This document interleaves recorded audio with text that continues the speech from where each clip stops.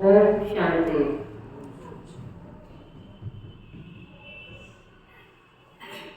आज बाबा की 4 तारीख की मुरली है। मीठे बच्चे जिन्होंने शुरू से भक्ति की है, 84 जन्म लिए हैं, वह तुम्हारे ज्ञान को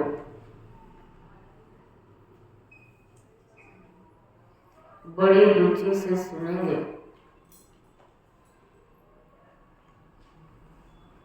जिन्होंने शुरू से भक्ति की है, 84 जन्म लिए हैं, वो तुम्हारे ज्ञान को बड़ी रुचि से सुनेंगे, इशारे से समझ जाएंगे। ज्ञान को इशारे से समझ जाएंगे। प्रश्न: देवी देवता घराने के नजदीक वाली आत्मा है या दूर वाली है, उसकी परख क्या होगी? देवी देवता घराने के नजदीक वाली आत्मा है या दूर वाली है, उसकी परख क्या होगी? कैसे पता लगेगा? महालक्ष्मी नारायण के परिवार में नजदीक में आएंगे या दूर के संबंधी बनेंगे, कैसे पता लगेगा?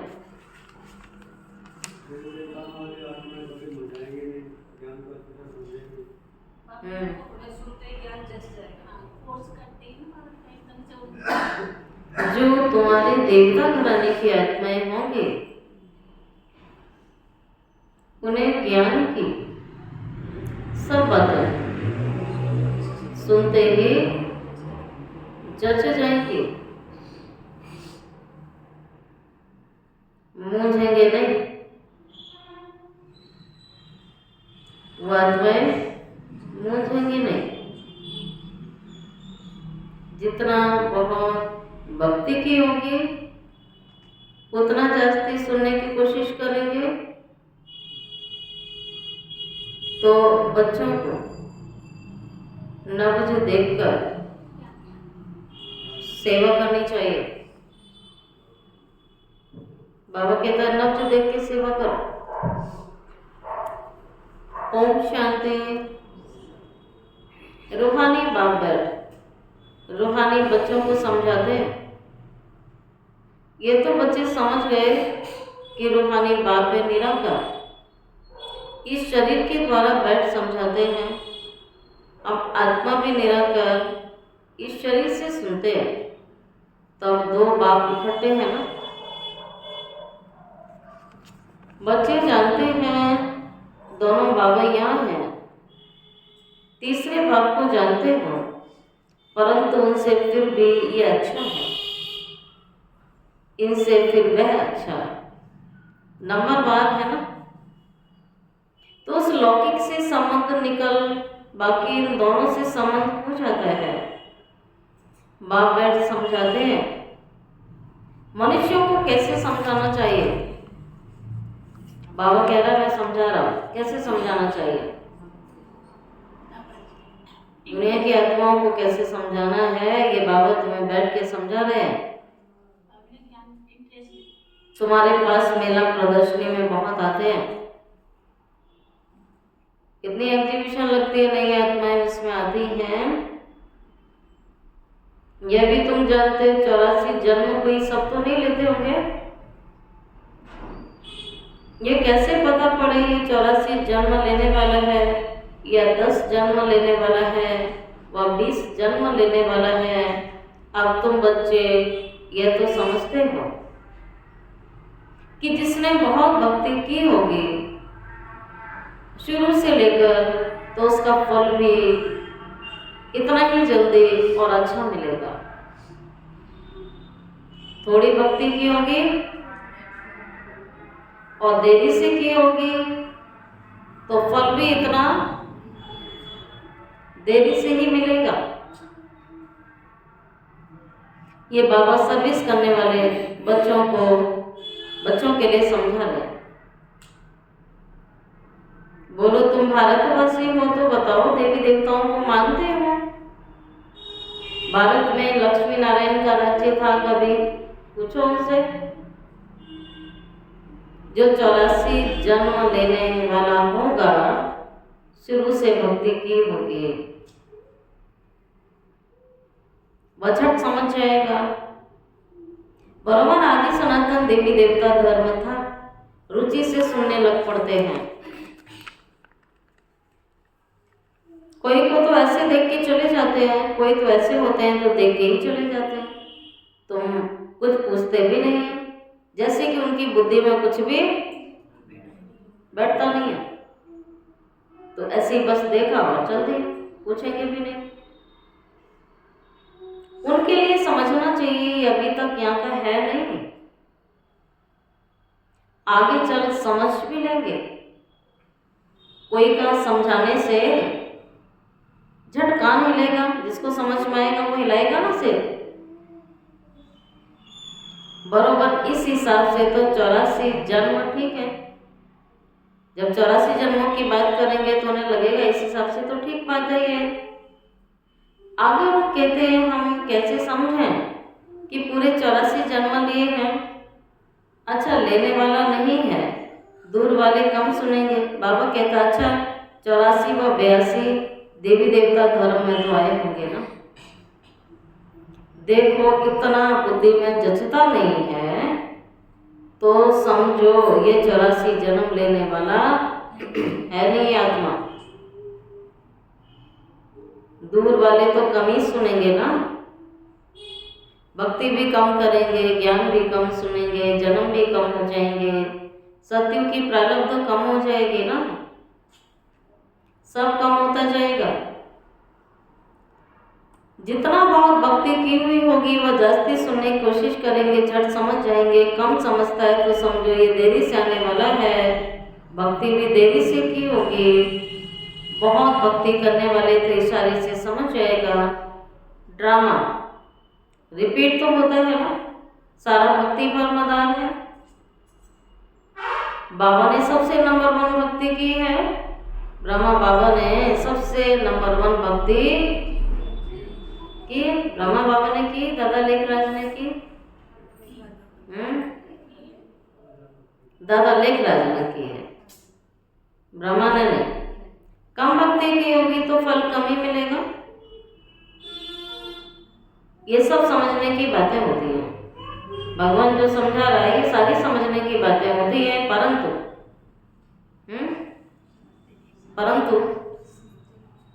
बाबा कहते हैं कि मोटी बुद्धि वाले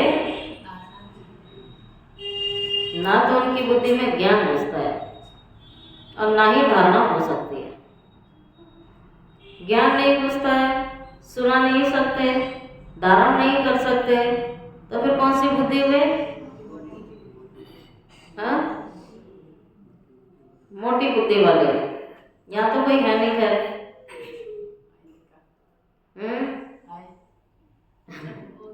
ये मेले प्रदर्शनियां तो होती रहेंगी, सब भाषाओं में निकलेंगी। सारी दुनिया को समझाना है ना। तुम वो सच्चे सच्चे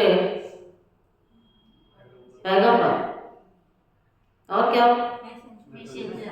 तुम सच्चे सच्चे पैगंबर, खुदा का पैगाम देने वाले पैगंबर, खुदा का मैसेज देने वाले मैसेंजर। और क्या हो?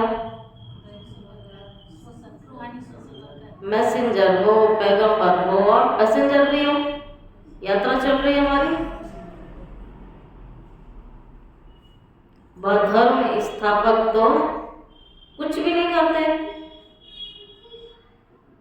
ना वह गुरु है। गुरु कहते हैं परंतु वह कोई सदगति दाता थोड़े हैं। वह जब आते हैं उनकी संस्था ही नहीं तो सदगति किसकी करेंगे? गुरु वह जो सदगति दे, दुख की दुनिया से शांति धाम में ले जाए। क्राइस्ट आदि गुरु नहीं, वह सिर्फ धर्म संस्थापक है। उनों का आप कोई पोजीशन नहीं है। पोजीशन तो उनों का है जो पहले पहले सतो प्रधान इस सतो रजो तमो में आते हैं। वह तो सिर्फ अपना धर्म स्थापन करते हैं। जिन्होंने धर्म की स्थापना की, महात्मा बुद्ध, क्राइस्ट, इब्राहिम, गुरु नानक और शंकराचार्य। बाबा कहते हैं इन्होंने धर्म की स्थापना की और फिर जन्म ले लिया और फिर जन्म लेते लेते सब आत्माएं तमो प्रधान स्थिति में आ जाती हैं। सतयुग वाली भी तमो प्रधान होगी ना, जो आत्मा जो भी जब भी आई, लेकिन इस घड़ी सब आत्माएं क्या हो गई? तमो प्रधान हो गई। पूरा झाड़ तमो प्रधान, पूरी सृष्टि तमो प्रधान। वह तो सिर्फ अपना धर्म स्थापन करके पुनर्जन्म लेते हैं। जब फिर सबकी बाबा कहता है तमो प्रधान अवस्था होती है, तब बाबा आता है और आकर के पावन बनाते हैं, सतो प्रधान बनाते हैं और उसका आधार है ज्ञान और योग, भगवान की पढ़ाई। तो भगवान की पढ़ाई के आधार से भगवान हमें पावन बनाता है, बुद्धि को शुद्ध बनाता है और बुद्धि शुद्ध होती है ज्ञान के आधार से। जितना ज्ञान अंदर जाता जाएगा उतना बुद्धि शुद्ध और प्योर होती जाएगी, और जितना ज्ञान की कमी होगी उतना अंदर क्या होगा? अशुद्धि होगी, इम्प्योरिटी होगी, अपवित्रता होगी। और जहाँ अपवित्रता वहाँ अंधकार है, और जहाँ पवित्रता है वहाँ लाइट है। तभी तो पवित्र आत्माओं को डबल ताजधारी बोलते हैं, जिसमें एक लाइट का ताज होता है। जहाँ पवित्रता है वहाँ लाइट के ताजधारी भी हैं, तो संपत्तिवान भी है, राजा भी है, राजाई का ताज भी है। और ये सब कैसे होगा? ज्ञान योग, आधार है ज्ञान योग। पावन बना तो फिर पति दुनिया में नहीं रह सकते, पतित आत्माएं चली जाएंगी मुक्ति में, फिर जीवन मुक्ति में आएगी। परम धाम में जाना, मुक्ति में जाना, सतयुग में जाना, जीवन मुक्ति में जाना। कहते भी हैं वह लिबरेटर है, गाइड है, परंतु इसका अर्थ भी समझते नहीं है। अर्थ समझ जाए तो उसको जान जाएंगे ना। सतयुग में भक्ति मार्ग के अक्षर भी बंद हो जाते हैं। यह भी ड्रामा में नूद है, सब अपना अपना पार्ट बजाते रहते हैं। बाबा कहता है भक्ति की कोई सामग्री वहां नहीं होगी। ठीक है, द्वापर कलयुग भक्ति मार्ग है और सतयुग त्रेता है ज्ञान मार्ग। आत्मा की नॉलेज है, परमात्मा की नॉलेज नहीं है।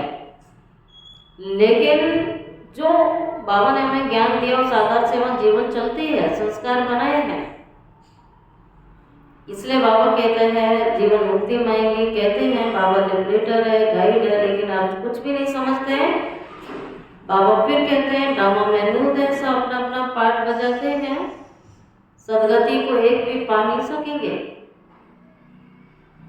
अभी तुमको ज्ञान मिल रहा है, जिसको ज्ञान मिल जाता है उसका कर्म बदल जाएगा, चलन बदल जाएगी, दृष्टिकोण बदल जाएगा, नजरिया बदल जाएगा, सोचने का तरीका बदल जाएगा, उसका एटीट्यूड बदल जाएगा, सब बदल जाएगा।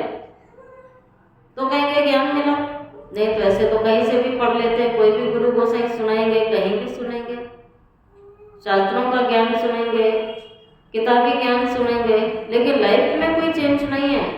तो कैसे कहेंगे कि ज्ञान गया? ज्ञान माना परिवर्तन, ज्ञान माना समझ, और बाबा तो परिवर्तन कराता है।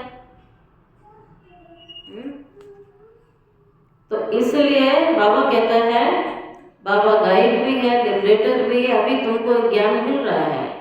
बाप भी कहते हैं मैं कल्प कल्प कल्प के संगम युग पर आता हूँ। इस युग को कहा जाता है कल्याणकारी संगम युग।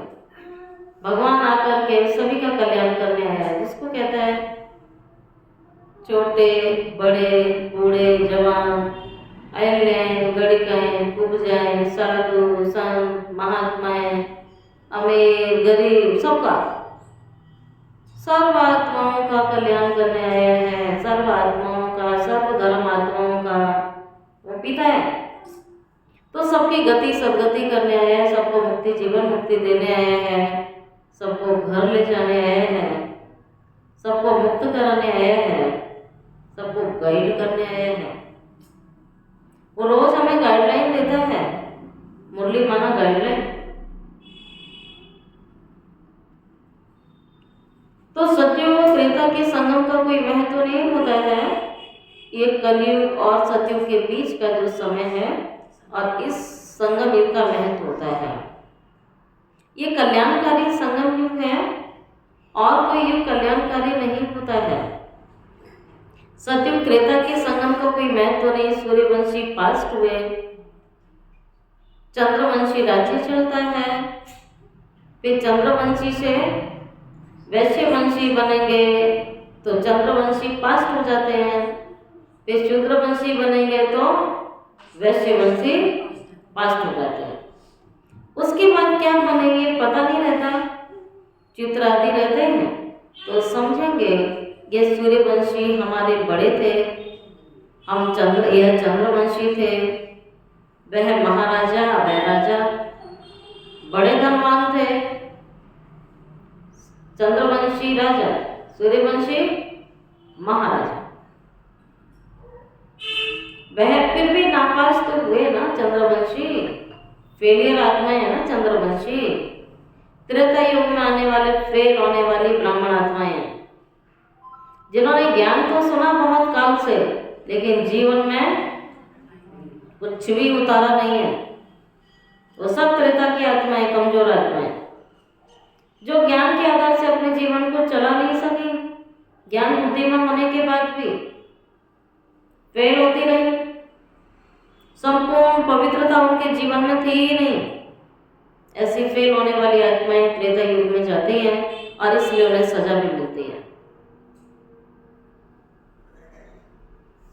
ये बातें किसी शास्त्रों में नहीं है तो बाबा तुम्हें समझा रहे। सभी कहते हैं हमको लिबरेट करो, पतित से पावन बनाओ। सुख के लिए नहीं कहेंगे क्योंकि सुख के लिए निंदा करती है। शास्त्रों में हमारे महात्माओं ने कह दिया सुख कैसा होता है, काग निष्ठा के समान सुख बोल दिया है, निंदा कर दी सुख की, जबकि सब चाहते हैं सुख मिले। एक दूसरे को वरदान भी देंगे सुखी रहो और एक तरफ उसकी निंदा कर दी। सुख के लिए ये नहीं कहते हैं क्योंकि सुख के लिए निंदा कर दी तो शांति शांति मांगते रहते हैं। संपूर्ण शांति तो शांति धाम में मिलेगी।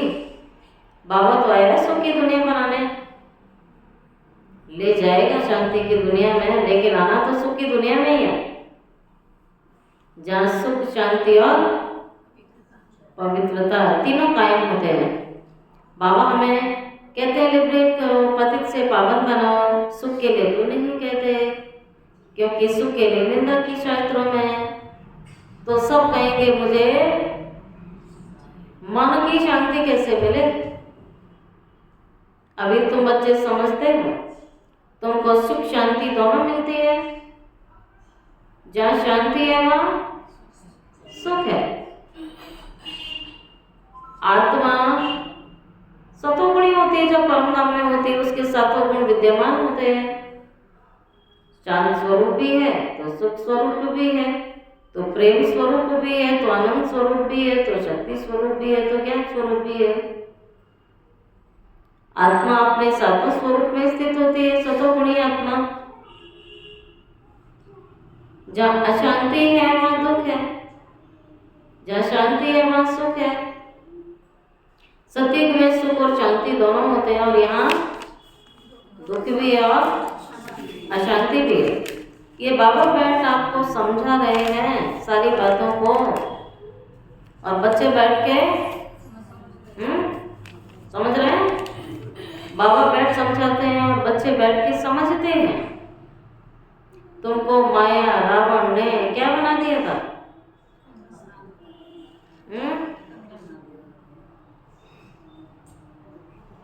आंसर आया ना ठीक से?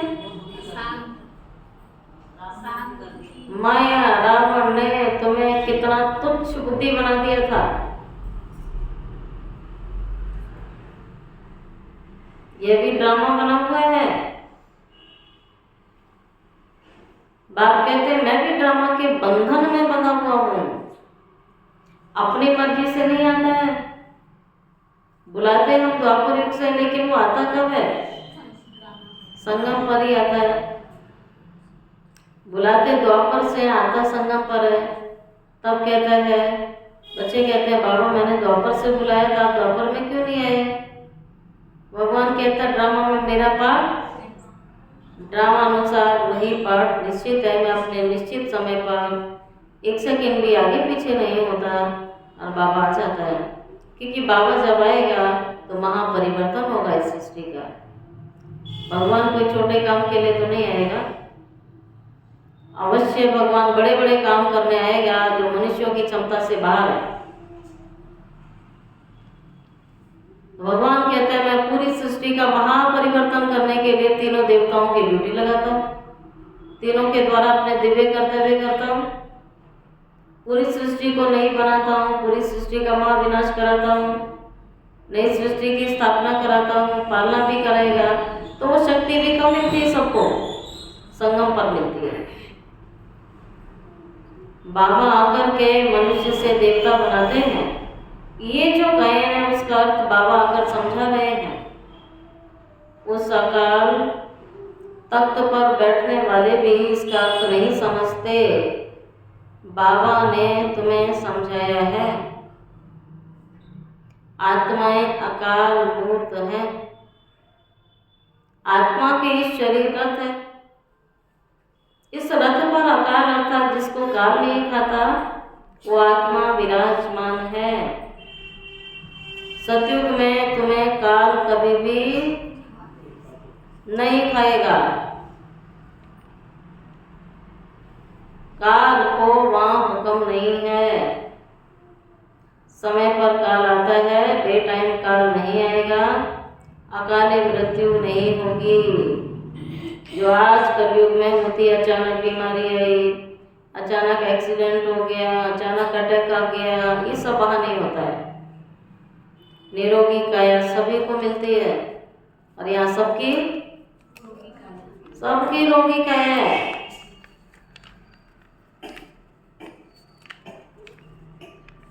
बाबा फिर कहते हैं मेरा पार्ट ये भी है जो बजा रहा हूँ। कहते भी हैं बाबा कल आप ही आकर भ्रष्टाचारी पतित से और श्रेष्ठाचारी पावन बनाते हो। भ्रष्टाचारी बने हो रावण के द्वारा, बाप आकर मनुष्य से देवता बनाते हैं। ये जो गायन है उसका बाबा ही समझा रहे हैं। उस अकाल तख्त पर बैठने वाले इन सब चीज़ों का अर्थ नहीं जानते। बाबा कहते हैं अकाले मृत्यु सतयुग में कभी नहीं होती। वह है अमर लोक, यह है मृत्यु लोक। तब बाबा कहता अमर लोक मृत्यु लोक का अर्थ कोई भी जानते नहीं, समझते नहीं। बाबा कहते हैं मैं तुमको बहुत सिंपल रीति सारी बातें, समझने वाला तो 7 दिन के कोर्स में सारा ज्ञान समझ जाता है और ना समझने वाला 70 साल में भी समझ में नहीं आती है भगवान की बातें। कोई 7 डेज कोर्स से ही पूरी जीवन बदल जाती है और कोई ऐसे हैं जो सुनते रोज हैं लेकिन रोज कान से निकल जाता है, परिवर्तन नहीं। भगवान की बातें जल्दी सबको समझ में आती भी नहीं है। जिस आत्मा पर कट कम चढ़ी है वो जल्दी समझेगी और जिसपे बहुत अधिक कट चढ़ी है वो समझ में नहीं आती, बिल्कुल भी भगवान की बातें घुसती नहीं। बार बार बुद्धि कहाँ भागती है इस संसार में, संसार के मनुष्यों में, इस गंदी देह पतित मनुष्यों में, पतित मनुष्यों के शरीरों में बुद्धि भाग जाती है। परम धाम में बुद्धि जो पवित्र घर है, शांति का घर है, जहाँ बाबा बैठा हुआ है सदैव, जिसकी ऊर्जा 100% हर वक्त मिल रही है, वहाँ बुद्धि नहीं जाती। बार बार बुद्धि को प्रैक्टिस करानी पड़ती है। बाबा कहता है बच्चे तुम मुझे बुलाते हो, कहाँ भी आओ तो ये जरूर कहेंगे पतित पावन, सच तो कभी छिप नहीं सकता। तो बात सिर्फ सिंपल बात समझाते हैं, सिर्फ तुम मामेकम याद करो तो तुम पावन बन जाएंगे। साधु संत आदि भी गाते हैं पतित पावन सीताराम रघुपति राघव। अब पतित पावन बाप को बुलाते हैं तो जरूर गाते हैं। तुम जानते हो अभी पतित पावन बाबा हमें मिला है, आया हुआ है और हमें रास्ता भी बता रहा है। भगवान हमें रास्ता बता रहा है, लेकिन चलना तो खुद पड़ेगा। आप किसी से रास्ता पूछते हो, रास्ता ही बताएगा, साथ में चल देता है। वो तो कहेगा इधर सही, इधर आप कहीं जाओ, तो वो रास्ता बताने वाला बता के अपना चला जाता है। अभी तो आप देखो उस पर जाना ही नहीं जाना है। तो मुरली हमें रोज क्या दे रही है, रास्ता बताती है। और इसमें सारा दिन चलना ना चलना तो आपका काम है ना। बाबा कहता है बाप ने तो तुम्हें रास्ता बता दिया, बाबा ने सारे रास्ते बताए हुए हैं, क्लियर किए हुए हैं। चलना ना चलना तो आपकी मर्जी है। बाबा ने तो रास्ता बताया हुआ है। कल पहले भी कहा था कि बच्चे अपने को आत्मा समझ के मामेकम याद करो तो तुम बच्चे सत्व प्रधान बन जाएंगे। तुम सब आशिक हो उस माशूक के। वे आशिक माशूक तो एक जन्म के लिए होते हैं। तुम जन्म जन्मांतर के आशिक हो। द्वापर युग से भगवान को भक्ति भी करते आए, पुकारते भी आए, ढूंढते भी आए, पूजा अर्चना भी की, याद करते आए हे प्रभु। देने वाला तो एक बाप है ना। बच्चे सब बाप से ही मांगेंगे। आत्मा जब दुखी होती है ना तो बाप को याद करती है। सुख में कोई भी याद नहीं करता, दुख में याद करते हैं। बाबा आकर हमारी सदगति दो।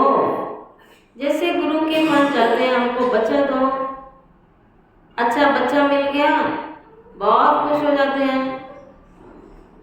बच्चा नहीं हुआ तो कहेंगे ईश्वर की भाभी, ईश्वर की मर्जी। ड्रामा को तो समझते ही नहीं है कि सब ड्रामा प्लान अनुसार हो रहा है। इसमें ईश्वर की मर्जी और ना मर्जी की कोई बात नहीं है। या ईश्वर ने ले लिया, ईश्वर ने दे दिया, इसमें भी कोई बात नहीं है। ये तो कलप कलप का ड्रामा पहले से बना हुआ है। वही होगा जो ड्रामा में होगा, उससे बाहर कुछ भी सीन नहीं होता है। तो ड्रामा पर भी पूरा निश्चय चाहिए। जैसे हमें स्वयं पर निश्चय है, बाप पर निश्चय है, तो तीसरा निश्चय आता है ड्रामा।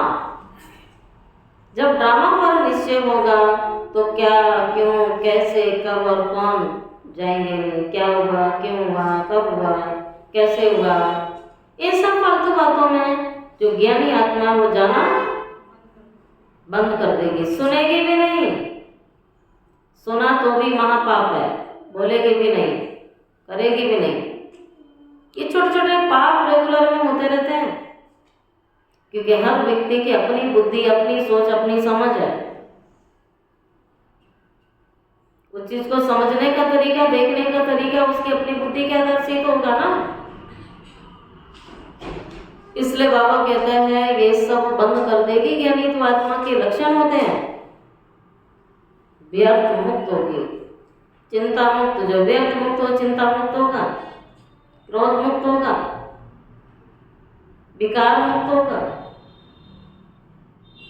बाबा फिर कहते हैं बच्चे बाप को याद करती है ना। आत्मा जब दुखी होती है तो याद करते हैं वो तुम तो जन्म जन्मांतर के आशिक हो। ठीक है। तो जैसे कि बच्चे की बात बाबा ने बोली कि बच्चा नहीं हुआ तो ईश्वर की भाभी, ड्रामा को तो समझते नहीं। अगर वह ड्रामा कहे तो सारा मालूम होना चाहिए। तुम ड्रामा को जानते हो और कोई भी दुनिया में ड्रामा को नहीं जानते। वो कहेंगे ड्रामा, उन्हें तो नहीं पता सीन रिपीट होगा 5000 साल के बाद। पहले भी हुआ था, इसका मतलब आगे भी होगा, और ना जाने पिछले कितने बार हो चुका है और ना जाने कितनी बार होता रहेगा। तो इसका कोई एंड नहीं है। ये अनादि ड्रामा जो ये चक्र रुकता ही नहीं, समय का चक्र घूमता ही रहता है, नॉन स्टॉप घूम रहा है, ये रुकता नहीं, स्टॉप होता ही नहीं। तब बाप कहते हैं अगर ड्रामा कहें तो सारा मालूम होना चाहिए, ड्रामा को जानते कोई नहीं जानते, ना कोई शास्त्रों में है ड्रामा माना ड्रामा, उनके आदि मध्यंत का पता होना चाहिए। बाप कहते हैं मैं 5,000 वर्ष के बाद, हर 5,000 साल के बाद इस सृष्टि की पुनरावृत्ति होती है, और हर 5,000 साल के बाद बाबा कहता है मैं दिव्य जन्म लेकर के, दिव्य अवतरण लेकर के शिवरात्रि पर हर 5,000 साल के बाद मेरा आना होता है। अब 5,000 साल बहुत लंबा काल होता है। जैसे कुंभ स्नान करने गए भावना से, तो क्या कह रहे हैं ये महाकुंभ था, ये कुंभ तो होते हैं लेकिन ये कौन सा था, कितने साल बाद हुआ, 144 साल के बाद ये महाकुंभ हुआ है।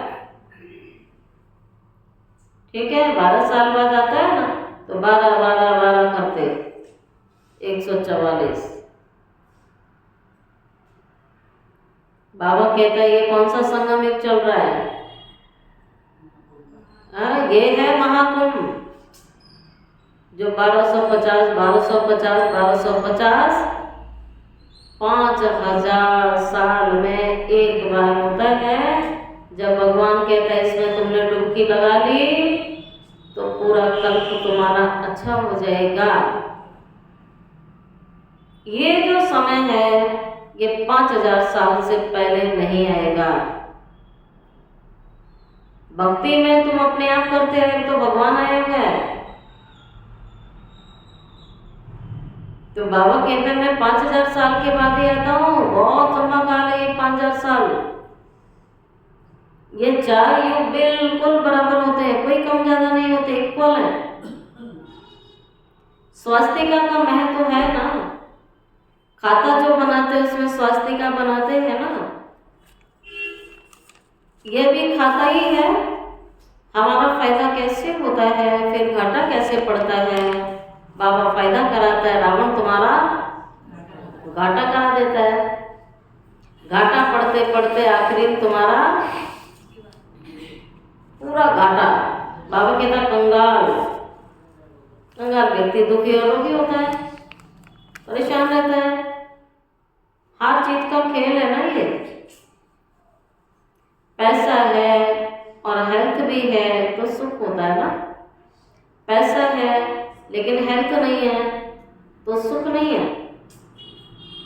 लेकिन बाबा तुम्हें हेल्थ भी देता है, वेल्थ भी देता है, दोनों देता है।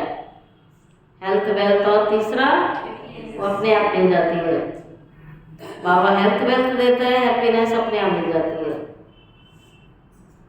दुनिया में किसी बार पैसा है तो हेल्थ ठीक नहीं रहती है, और हेल्थ ठीक है ऐसा नहीं होता है। अंतर हुआ ना। तो बाबा ने कहा मैंने तुम्हें हेल्थ भी दी, वेल्थ भी दी, तो आपको हैप्पीनेस मिलती है। जब कोई शरीर छोड़ता है तो मुख से कह देते हैं फलाना स्वर्ग पधारा, लेकिन अंदर दुखी होते रहते हैं। अरे जाने दो ना बेचारे को, स्वर्ग में गया था, फिर रोना नहीं चाहिए। बाबा कहते फिर भी रोते हैं। इसमें तो और ही खुश होना चाहिए कि उनकी आत्मा को नर्क में तुम क्यों बुलाते हैं। फिर कुछ भी समझ में नहीं है। अभी बाबा आकर ये सारी बातें आपको समझा रहे। बीज और झाड़ का राज समझाते हैं। ऐसे झाड़ और कोई बना ना सके। यह कोई इसने नहीं बनाया है, इनका कोई गुरु नहीं था। अगर होता तो इनके और भी शिष्य होते। मनुष्य समझते हैं इनको कोई गुरु ने सिखाया है, या तो कहते परमात्मा की शक्ति प्रवेश करती है। अरे परमात्मा की शक्ति कैसे प्रवेश करेगी, बेचारे कुछ भी नहीं जानते। बाबा बैठ बता रहे हैं मैंने कहा था मैं साधारण बूढ़े तन में आता हूँ। वानप्रस्थ बूढ़ापन, पहले कभी नाम सुना था क्या उनका? कोई इतना प्रसिद्ध व्यक्ति तो नहीं थे ना। दादा लेखराज का नाम तो यहाँ तो नहीं सुना था ना किसी ने, सिंध वालों ने सुना होगा, तो साधारण ही हुआ ना। तो भगवान कहता मैं साधारण वो भी बूढ़े तक में आता हूँ, आकर तुम्हें पढ़ाता हूँ। यह भी सुनते हैं, अटेंशन तो हमारे ऊपर है, ये भी स्टूडेंट है, ये अपने को और कुछ भी नहीं कहते हैं। प्रजापिता सो भी स्टूडेंट है, बल इसने विनाश भी देखा परंतु समझा कुछ भी नहीं है। आहिस्ते आहिस्ते समझते गए, सिर्फ देखने मात्र से थोड़ी ज्ञान समझ में आ गया था। बाबा ने शुरू में सब साक्षात्कार कराए ना ब्रह्मा बाबा को, स्थापना, विनाश, महाविनाश, नई दुनिया कैसी होगी, स्वर्ग के सीन दिखाए, लेकिन ज्ञान समझने के बाद ही सारी बातें समझ में आई हैं। देखने मात्र से तो कुछ भी समझ में नहीं आया। आहिस्ते आहिस्ते समझते गए, जैसे तुम समझते जाते हैं। सुन रहे हैं सभी? कान खोल के सुन रहे हैं? हाँ, क्या बोल रहे हैं बाबा? क्या आहिस्ते आहिस्ते सोते जाते हैं?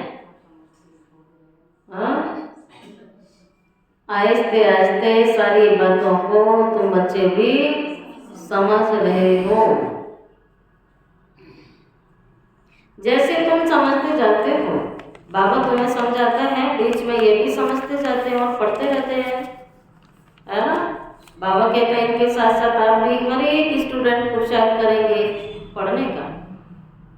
ब्रह्मा विष्णु शंकर तो सूक्ष्म वतन वासी हैं, उनका क्या पार्ट है ये कोई भी नहीं जानते। बाबा हर एक बात आप ही समझाते हैं, तो प्रश्न कोई पूछ नहीं सकते। ऊपर में शिव परमात्मा फिर देवताएं, उनको मिला कैसे सकते हैं? अभी तुम बच्चे जानते हो बाबा इनमें आके प्रवेश करते हैं, इसीलिए कहा जाता है बाप दादा एक में दोनों समाये हुए हैं। ठीक है, बाप दादा दो अलग ही होते हैं ना, लेकिन यहाँ दोनों इकट्ठे हैं।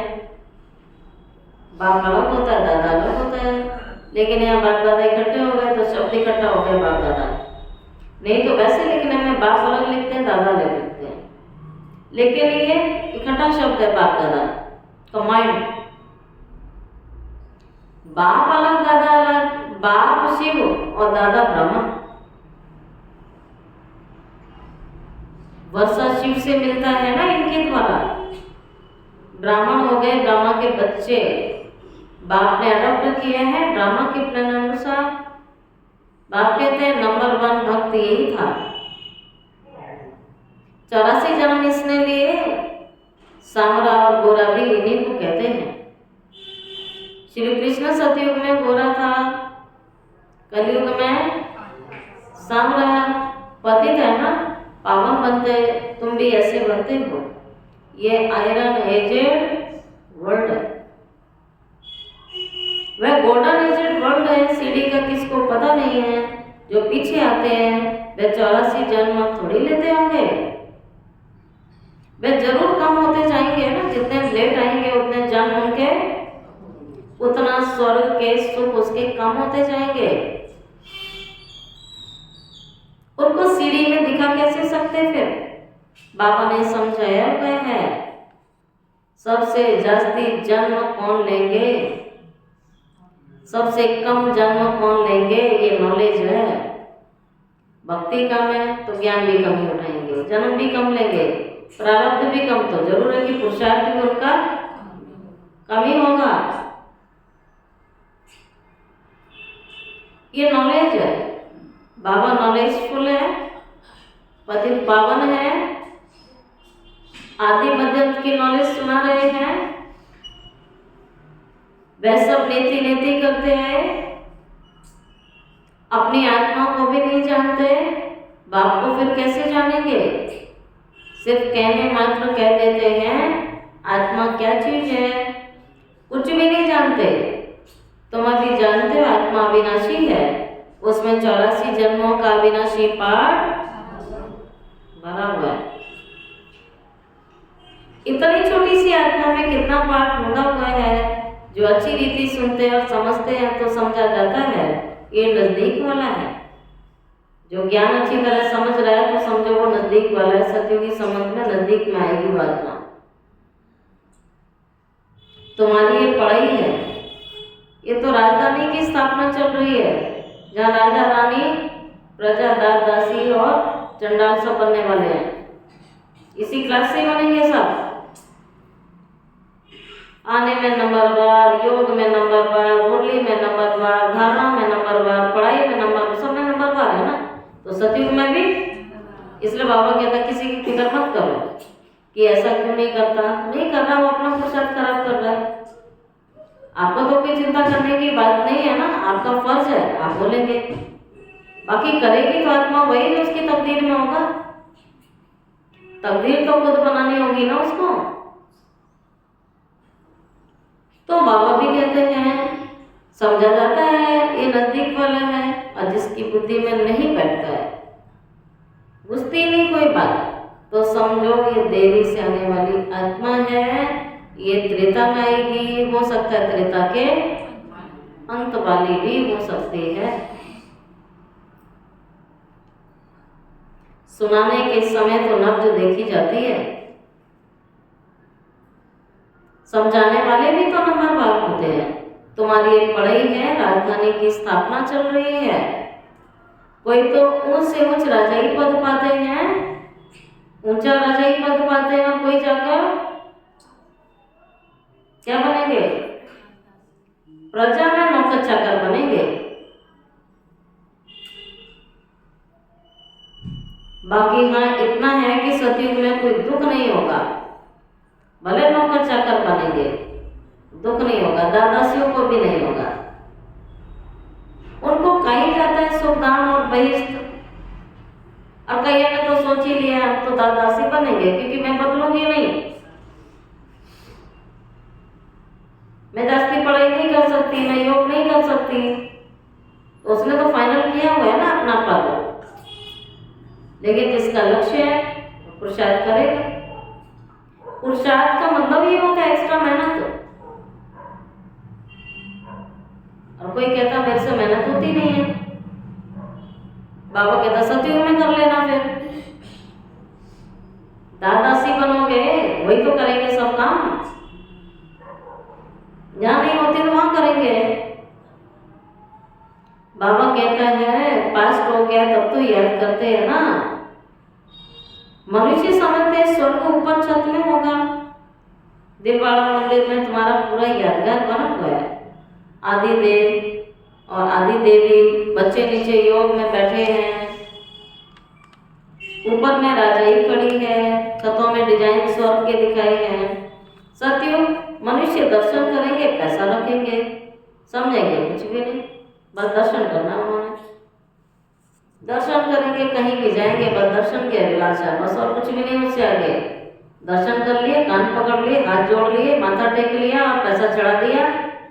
भगवान जी तुम अपनी दुनिया में खुश रहो और मैं बाहर निकला तो हाँ, तुम यही मंदिर में ही बैठो, हम बाहर कुछ भी करेंगे जाके। और गेट के बाहर हो लेते हैं, फिर दूसरे दिन वही काम है ना। तुम लड्डू पेड़े खाओ, वो खुश रहो। अब हम जा रहे हैं बाहर, फिर पाप करेंगे, फिर नहा धो के सवेरे फिर वही काम करेंगे आके। भगवान कहता है लड्डू पेड़े से मैं खुश होने वाला नहीं हूँ, सुंदर सुंदर मंदिर बनाने से भी खुश होने वाला नहीं हूँ, रोज सुंदर सुंदर ड्रेसेस चढ़ाते रहो देवी देवताओं को, इससे भी खुश होने वाला नहीं हूँ, ढेर सारे फूल चढ़ा लो, इससे भी खुश नहीं होगा। वो इन चीजों से खुश नहीं होता है, कुछ भी चढ़ा लो तुम। वो तो कहता है जब तक तुमने अंदर जो चीजें तुमने पकड़ी है ना, जिन विकारों को, जिनके बिना मनुष्य छटपटाता है, जिनके लिए वो कहता है कि मैं जी नहीं सकता, वो चढ़ाओ, वो चढ़ाओ। जिनमें तुम्हारा मोह अटका हुआ है, भगवान कहता है मोह विकार ही चढ़ा दो। जिस काम विकार के बिना मनुष्य रह नहीं सकता, भगवान कहते हैं विकार चढ़ा दो। जिसकी जन्म जन्म से आदतें पड़ी हुई हैं। भगवान कहता है इन विकारों को चढ़ाओ ना, इससे भगवान खुश होगा। अंदर की तो गंदगी धोते नहीं है और बाहर नहा धो के चल देते हैं भगवान के मंदिर में। भगवान तो यही कह रहा है ना अभी। और ज्ञान मार्ग में बाबा ने सब बंद करा दिया, बस बोला ये अंदर का परिवर्तन करो।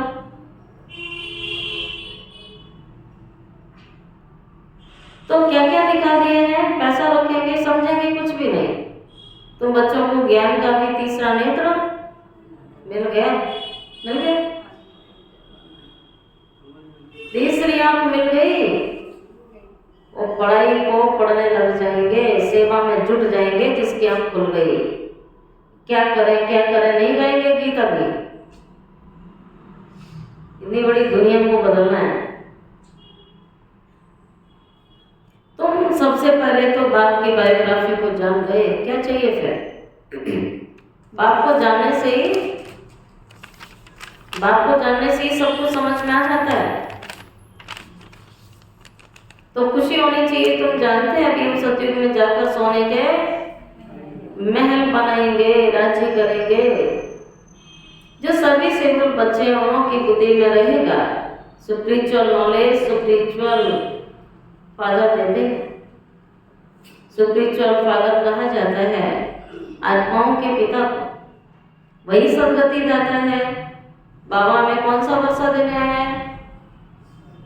सुख शांति का, पवित्रता का, वरदानों का, शक्तियों का, गुणों का वर्षा देने आया है। और अगर ये जीवन में नहीं है इसका मतलब उससे कनेक्शन हमारा जुड़ा नहीं है।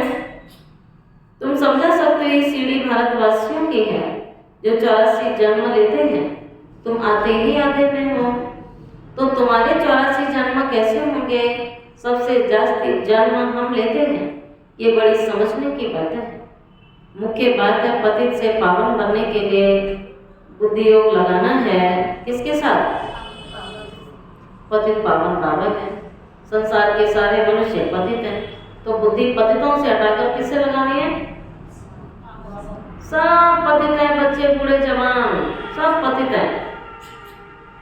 सबसे बुद्धि हटानी है। पतितों में बुद्धि लगाओगे पतित बनोगे। इसलिए भगवान ने कह दिया पावन बनना है तो बुद्धि मेरे में लगानी होगी, बनना है तो। और नहीं लगाओगे और पतित की पतित रह गए तो फिर धर्मराज की सजा निश्चित है। क्लियर ज्ञान दिया हुआ है ना। आपको मेरी बुद्धि लगती नहीं है तो भगवान कहते ठीक है नहीं लगती तो करो दुनिया को याद। विकर्म तुम्हारे बनेंगे, पाप कर्म तुम्हारे बनेंगे, सजा भी तुम ही खाओगे। अब सजा खाना अच्छा लगता है तो सजा खा लेना, और याद करना सहज लगता है तो याद करो। तो भगवान कहते हैं बड़ी समझने की बातें होती हैं। मुख्य बात है पतित से पावन बनने के लिए बुद्धि बाप में लगाना है। पावन बनने की प्रतिज्ञा करो, संपूर्ण पावन बनने की प्रतिज्ञा करो।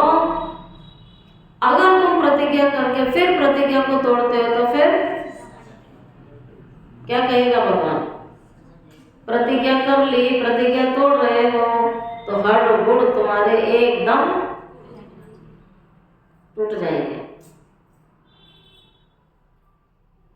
जैसे कि तुम पांच मंजिल से गिर जाओगे, बुद्धि तुम्हारी मलिन हो जाएगी, कहाँ ज्ञान समझ में आएगा? फिर तो बुद्धि मलिन, गंदी बुद्धि हो गई इसकी। दिल अंदर खाएगी ऐसी आत्माओं की, दिल खाती रहेगी। बाबा उसको कहते हैं गटर में गिर गए। मुख से कुछ भी ज्ञान उसके निकलेगा नहीं। फिर जिसकी बुद्धि मलिन है उसके मुख से ज्ञान निकलेगा? ये निशानी है। जिसके मुख से ज्ञान नहीं निकलता उसकी बुद्धि मलिन है, और जिसके मुख से ज्ञान निकलता है अवश्य उसकी बुद्धि में ज्ञान गया है, तभी तो सुना रहा है। तो बाबा ये भी कहता है निशानी होगी उसकी। ये सब निशानियां होती हैं। बाबा कहता है परखो,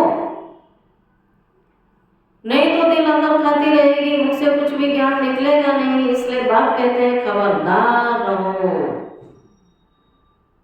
मुख से निकलेगा, बुद्धि में जाएगा, मुख से निकलेगा तो आत्मा खुद भी तो सुनती है, तो धारणा हो जाएगी, फिर नहीं भी होगी तो हो जाएगी, सुनाते सुनाते, सुनते सुनते, बोलते बोलते। बाबा कहते हैं बच्चे खबरदार रहो। अच्छा मीठे मीठे सिक्के लदे बच्चों प्रति माता पिता बाप दादा का याद प्यार, गुड मॉर्निंग। रूहानी बाप की रूहानी बच्चों को नमस्ते। रूहानी बच्चों की रूहानी बाप दादा को याद प्यार, गुड मॉर्निंग और नमस्ते नमस्ते नमस्ते। शुक्रिया बाबा, शुक्रिया बाबा, शुक्रिया बाबा। धारणा के लिए मुख्य सार। पहली पॉइंट है, ड्रामा को यथार्थ रीति समझ माया के बंधनों से मुक्त होना है। बाबा छुड़ाने आए हैं, फिर भी कौन छूटते नहीं है, तो फिर कैसे छूटेंगे? बाबा तो आए हुए हैं, इस ड्रामा को यथार्थ रीति समझ माया के बंधनों से मुक्त होना है। स्वयं को अकाल मूर्त आत्मा समझ बाबा को याद करके पावन बनना है। सेकंड, सच्चा सच्चा पैगंबर और मैसेंजर बन सबको शांति धाम सुख धाम का रास्ता बताना है। इस कल्याणकारी संगम युग पर सभी आत्माओं का कल्याण करना है। और आज बाबा ने वरदान दिया है, बाप और सेवा की स्मृति से एक रस स्थिति का अनुभव करने वाले सर्व आकर्षण मुक्त भव।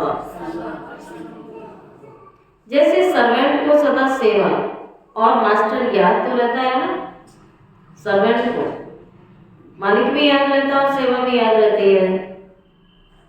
ऐसे वर्ड सर्वेंट है हम सब। सच्चे सेवादारी बच्चों को भी बाप और सेवा के सिवाय कुछ भी याद नहीं रहता। इससे ही एक रस स्थिति में रहने का अनुभव होता है। उन्हें बाप के रस के सिवाय सब रस नीरस लगते हैं। एक बाप के रस का अनुभव होने के कारण कहाँ भी आकर्षण नहीं जा सकती।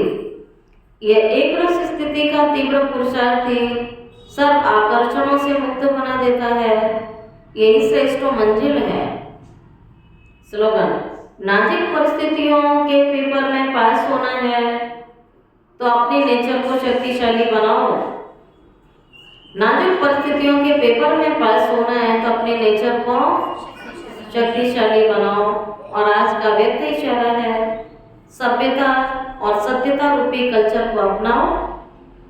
जब भी कोई असत्य बात देखते हो, सुनते हो, असत्य वातावरण, बाबा कहता नहीं फैलाओ। कोई आपने देखी या सुनी लेकिन हम उसको वातावरण में क्यों फैला देते हैं?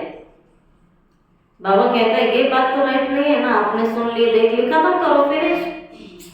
वहीं की वहीं समझाओ किसी आत्मा को, इसको बोला, उसको बोला, उसको बोला, वो क्या बन गया? एक वातावरण बन गया। पाप कर्म है, बाबा कह रहा आज ये भी पाप कर्म है। वातावरण खराब करना ये पाप कर्म होता है।